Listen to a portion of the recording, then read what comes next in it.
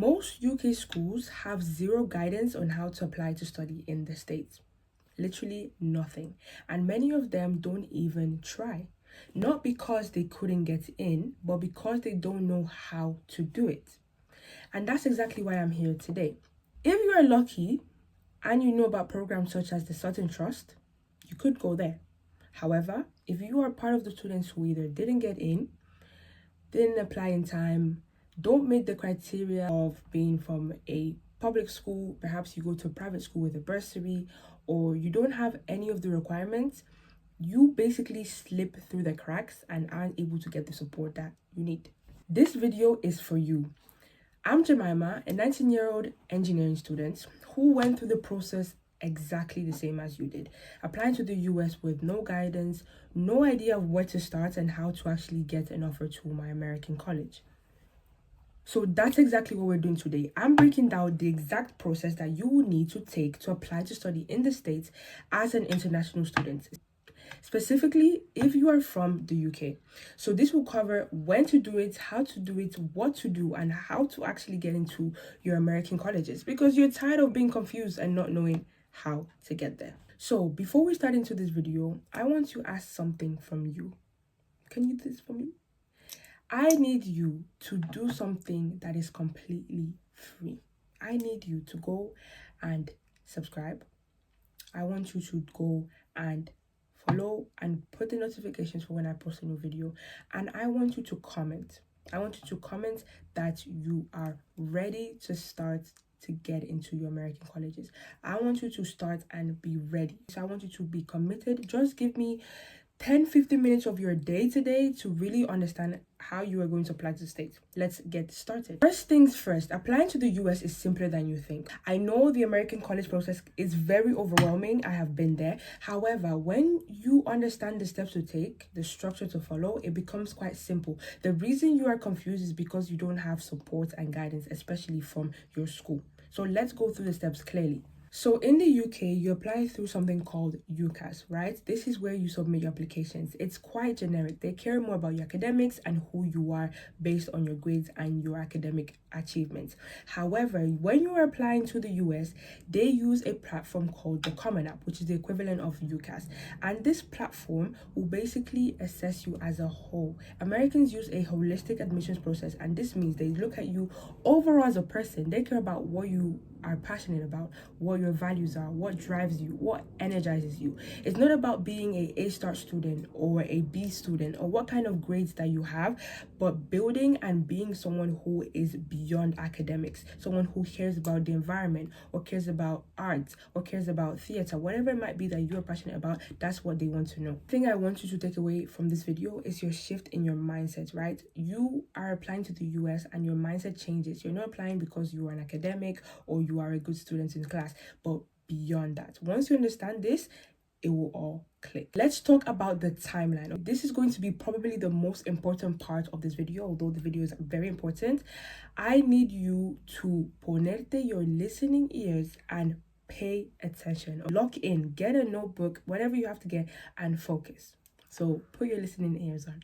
Cool. So what I will be explaining is for someone who is potentially in year 12 and is applying for the class of September of 2028 or August of 2028. So you are applying for the cohort and the class starting in 2028. This is the exact timeline that you need to follow. So from September of 2026 all the way to about March of 2027, this is your foundation period. This is when you will be building the foundations that you will need. You are not submitting anything, but this will really help you do a lot of the background work that you will not have to do later on down the year. And I'm telling you, you will thank yourself for putting in the work now. So some of the things you need to be doing during those months is firstly researching. You need to do research, extensive research into the universities that you want to apply to. Guys, please do not apply to universities because of the name or because of the financial aid or the prestige. Although that is important, you need to make sure you're applying somewhere where you will thrive and you will be the best fit for. The next thing is your extracurriculars, probably one of the most important parts of your application. That's why you're doing doing it months in advance. Let's even take this, right? Americans that are applying to the States, they take years, even from year 10, year 9, to start applying and start preparing their extracurricular activities. However, in the UK, because it's not as much of a focus, we don't have that as much. So that's why taking a few months to build your extracurricular activities is really important, because American applications care about you as a whole, who you are, what you do, what you care about, your leadership. So you need a few months to build that out, build out your volunteering, your work experiences, all these things. The next thing you want to look at is your essay idea. Start to think about what you want your essays to be about, the moments you want to share, the experiences you want to share, what kind of things you want to discuss in your applications. For the essays, you don't have to write anything, just drafts of ideas. The next part you need to look into is the schools, university selection. So what schools you want to apply to. You will need to have a mix of safety schools that you definitely get into, target schools that you are aiming for, and aspirational or reach schools that you want to apply to as well. The next part is looking at financial aid. This is really important if financial aid is an important part of you actually being able to study in the States. So looking at what colleges have good financial aid, where you can apply, how much funding there is for international students, and how you can get those financial aid offers. Then you want to look at references. So the people who will be writing your references later down the line, when you are ready to apply in about August or around that time, you need to have a good rapport with certain teachers, your main teachers who teach you your main subjects, and other mentors, professors, teachers, coaches that you have around you, which will then serve as a reference later down the line when you are ready to apply.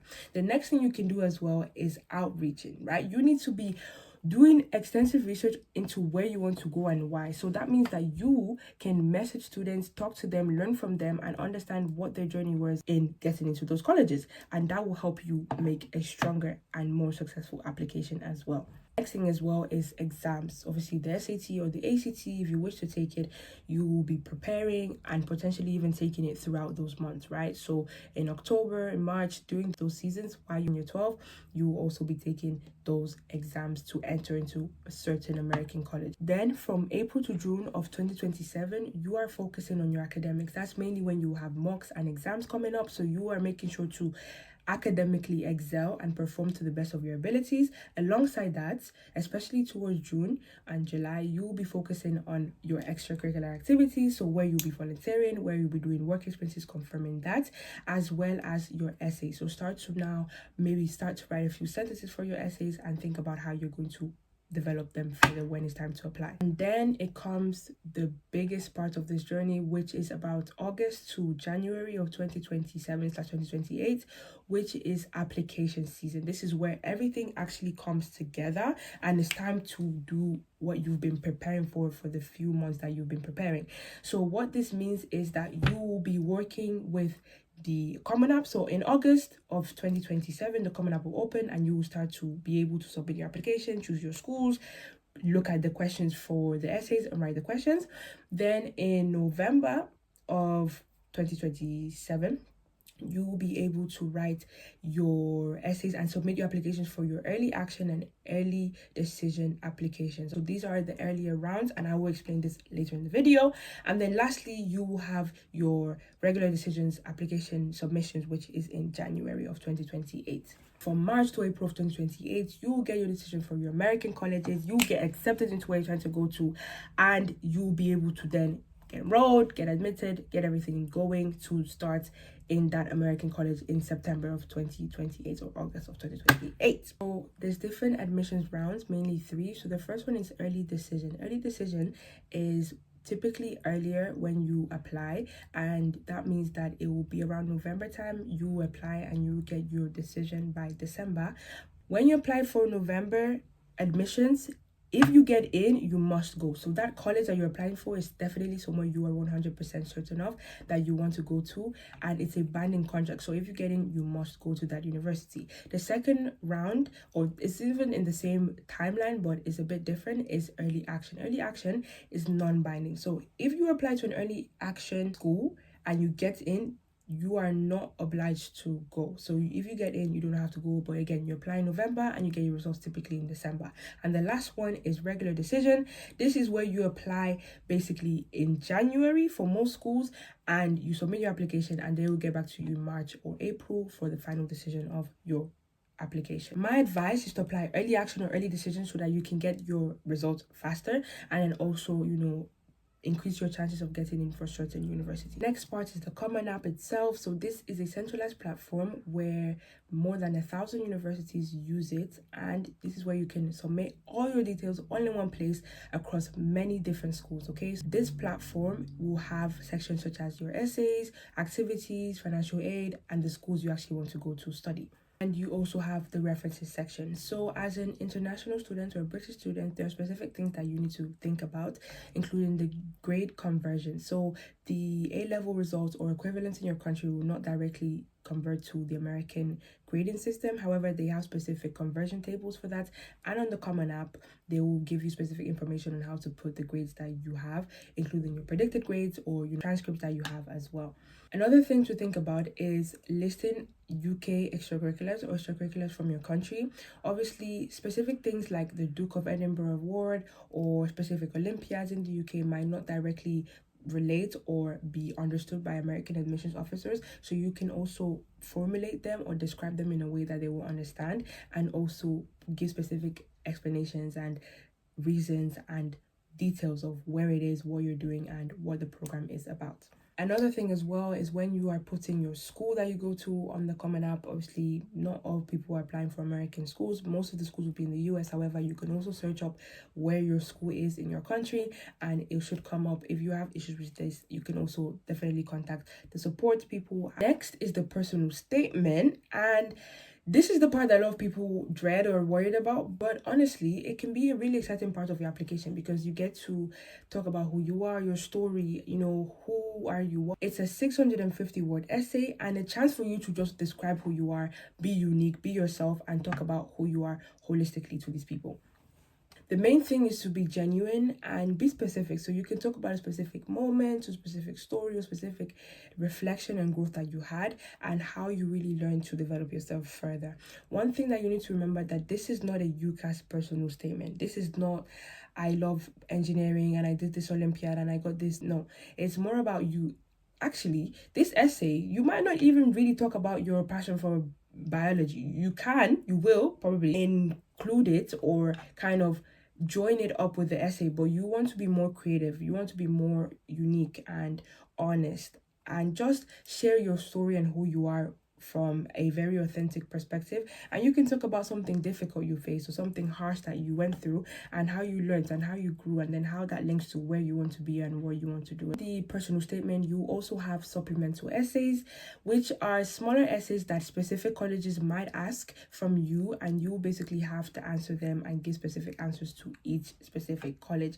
So these can be from one essay or 3 to 4 supplemental essays per college. So you also need to take this into consideration when you are starting to apply. The next thing is the SAT or the ACT, which are standardized tests that are taken by students across the world to study at American colleges. So after COVID, many universities went test optional, which means that you don't even need to submit your scores for your SAT or ACT exams to actually get admission into universities. So it depends on where you're applying, why you're applying, and if it's actually necessary to get in.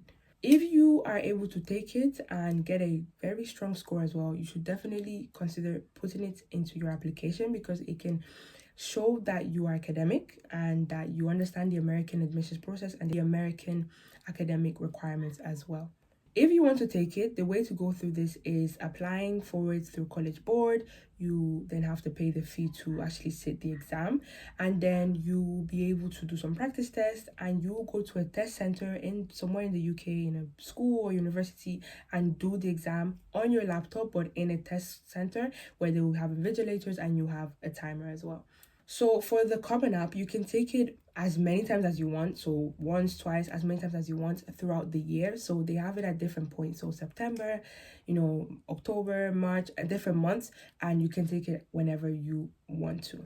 Another thing I want to look into is financial aid. So this is a very, very part of the application process for many students who are internationals, especially as the fees for them are a lot higher. For you as an international student, you will be applying for financial aid through the CSS profile, which is basically, again, where many universities are accepting financial aid. You can also apply to the universities directly if you wish to.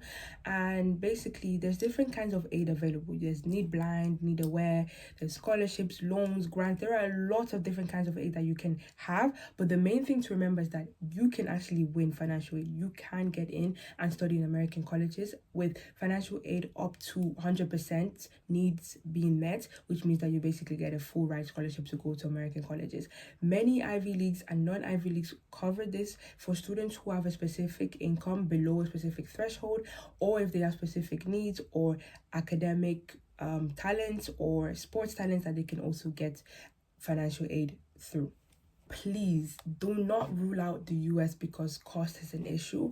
There are a lot of ways to fund your education beyond just internal aid from the school. You can also look externally, and you are always able to find ways to do it. You can fundraise, you can, share your story and ask for people to support your journey to studying in America. That's very possible as well and can really go a long way. And that's it. That's the full picture, guys. Like, I know it's a lot. I understand it's overwhelming, but remember what I said at the start, right?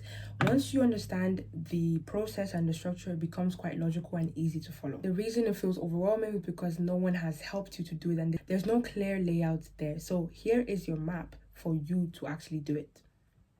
If you want me to go deeper into all of these sections, financial aid, scholarships, essays, references, everything, please comment down below USA so that I know what to do next as well. And if you have watched to the end of this video, also comment USA so I know that people are actually watching these videos and I can support you further. If you are a student who wants to apply to study in the US, start here, start now. It's not too late. You can start and you never know where you're gonna end up. So make sure that you are putting your best foot forward and trying the best that you can. I am rooting for you, so drop any questions that you have. I will make sure to read them and go through them, and I'm here to help you.